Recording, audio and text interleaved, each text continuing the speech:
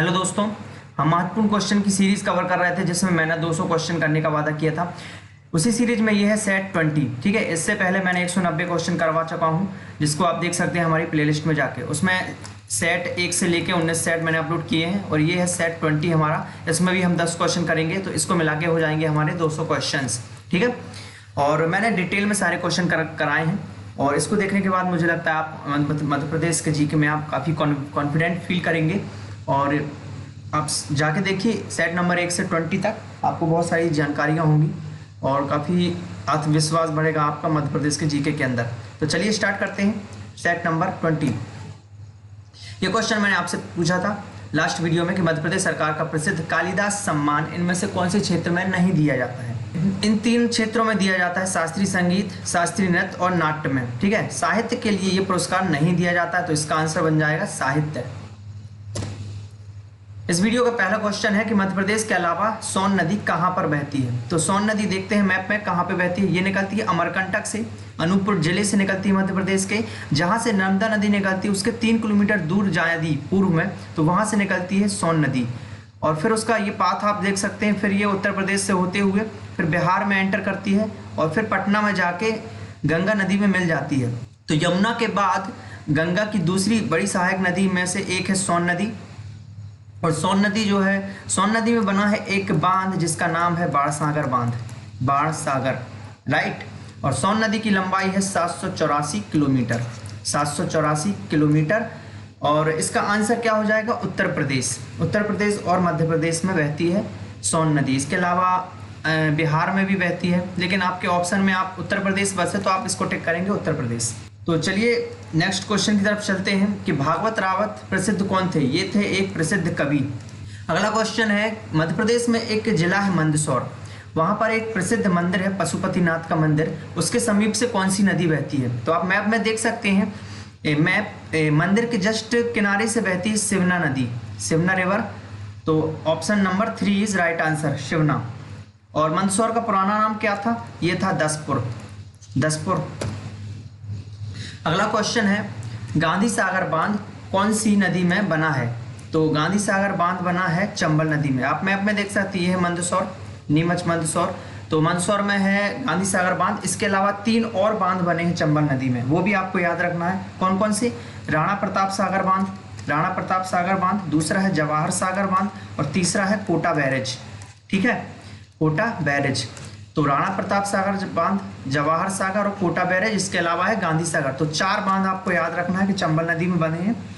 और चंबल नदी निकलती है इंदौर के पास से, महू से निकलती है और फिर राजस्थान से होते हुए, राजस्थान और मध्य प्रदेश की सीमा बनाते हुए बहती है और फिर उत्तर प्रदेश में जाके यमुना नदी में मिल जाती है। तो यमुना की सहायक नदी है चंबल नदी। ठीक है, और यमुना नदी सहायक नदी है गंगा की।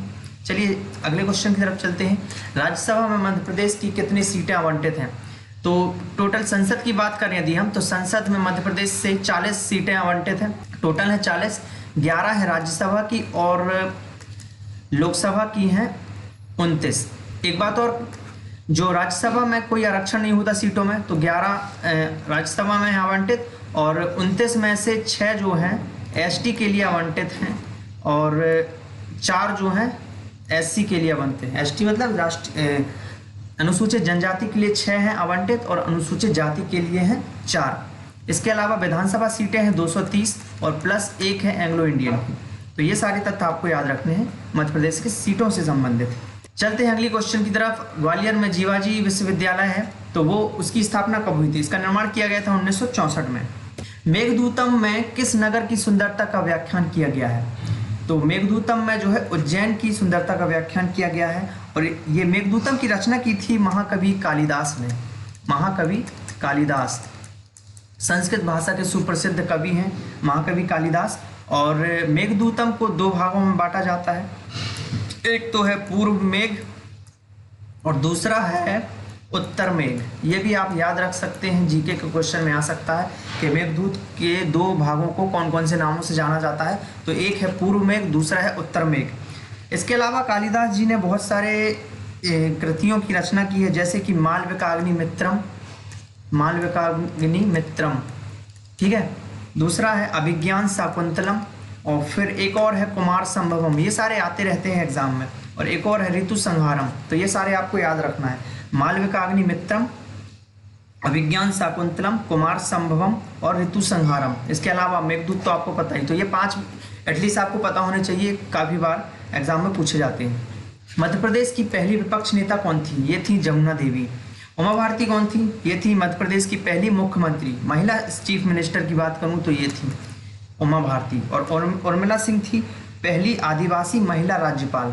ठीक है, ये हिमाचल प्रदेश की थी और मध्य प्रदेश की पहली आदिवासी महिला राज्यपाल के रूप में नियुक्त की गई थी। अगला क्वेश्चन है, मध्य प्रदेश में प्रभात जोशी पुरस्कार किस खेल के लिए दिया जाता है? तो आप गैस कर सकते हैं हमारे मध्य प्रदेश का राजकीय खेल कौन सा है? मलखंभ। मलखंभ, और इसके लिए दिया जाता है प्रभास जोशी पुरस्कार।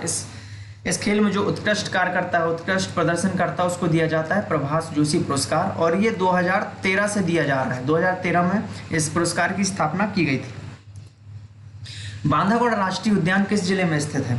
बांधवगढ़ राष्ट्रीय उद्यान है उमरिया डिस्ट्रिक्ट में। ये बना था 1968 में, नेशनल पार्क के रूप में घोषित किया गया था 1968 को। और 1993 में जो है इसको टाइगर रिजर्व घोषित किया गया था। टाइगर रिजर्व में इसको शामिल किया गया था। और क्योंकि टाइगर जो बांधवगढ़ में है, डेंसिटी के हिसाब से देखें तो टाइगर बहुत ज़्यादा मिलते हैं। हर 8 किलोमीटर में आपको एक टाइगर दिख जाएगा, राइट। तो टाइगर का जनसंख्या घनत्व की बात करें तो बांधवगढ़ में सबसे ज़्यादा पाई जाती है। और बंगाल टाइगर भी बांधवगढ़ में पाए जाते हैं। यदि आपको ये वीडियो पसंद आया तो लाइक कीजिए वीडियो को। और हमारे टेलीग्राम चैनल से भी आप जुड़ सकते हैं, जिसका आपको टेलीग्राम में जाना है और वहाँ पे स्टडी एज सर्च करना है। वहाँ पे आप हमारे इस वीडियो लेक्चर की PDF प्राप्त कर सकते हैं। और भी नए नए जो वीडियो आएंगे वो सारे वीडियोस की लिंक वहाँ पर प्राप्त हो जाएगी। और वीडियो को ज़्यादा से ज़्यादा शेयर करें ताकि मुझे और भी वीडियो बनाने की प्रेरणा मिल सके। और चैनल को सब्सक्राइब कर लीजिए और बेल आइकन को भी दबा लें ताकि नोटिफिकेशन प्राप्त होते रहें। Thank you.